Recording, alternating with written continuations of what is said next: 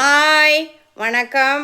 நான் தாங்க உங்கள் professor doctor Udaya, medical microbiologist பேசுகிறேன். இது என்ன மேடம் அப்படின்னு நினைக்கிறீங்களா? இதுக்கு முந்தின வீடியோ பாருங்கள், இது என்னென்ன விளக்கங்களை பார்த்துருவோம். இப்போ பாருங்கள், நம்ம ஏற்கனவே ப்ரிப்பேர் பண்ண அந்த face pack cum hair pack அது நான் போட்டிருக்கேன்.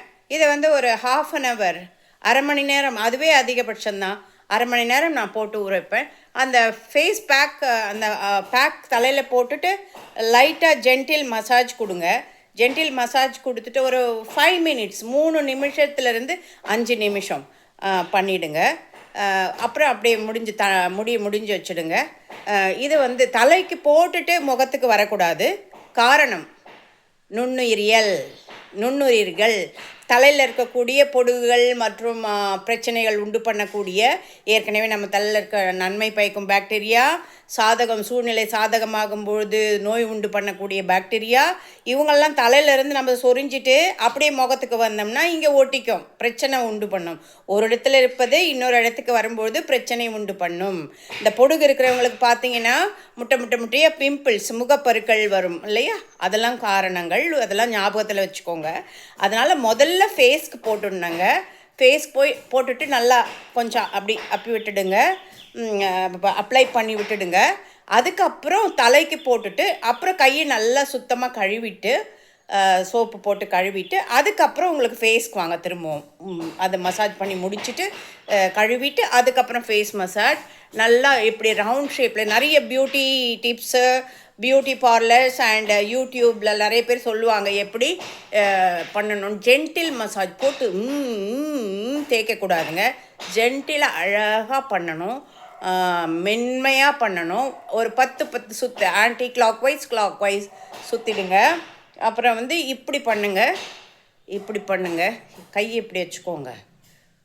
இப்படி மேலே வந்து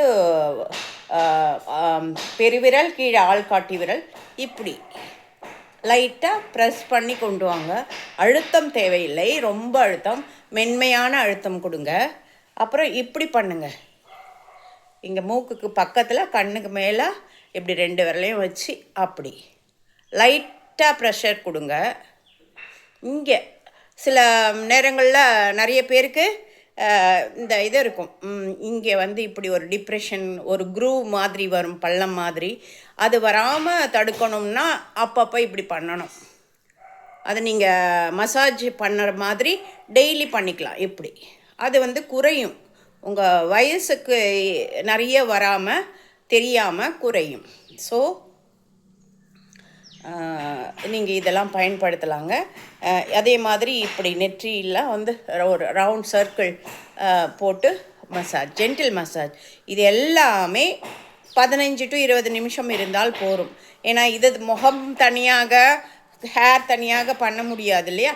அதனால் ஹேருக்கு நாங்கள் குறைந்தபட்சம் ஒரு 30 நிமிடங்கள், ஓகேவா? 30 நிமிடங்கள் இந்த முகத்துலையுமே இருந்துட்டு போகட்டுமே, அதனால் என்ன. அப்புறம் நம்ம வழக்கம் போல் குளிச்சுக்கலாங்க.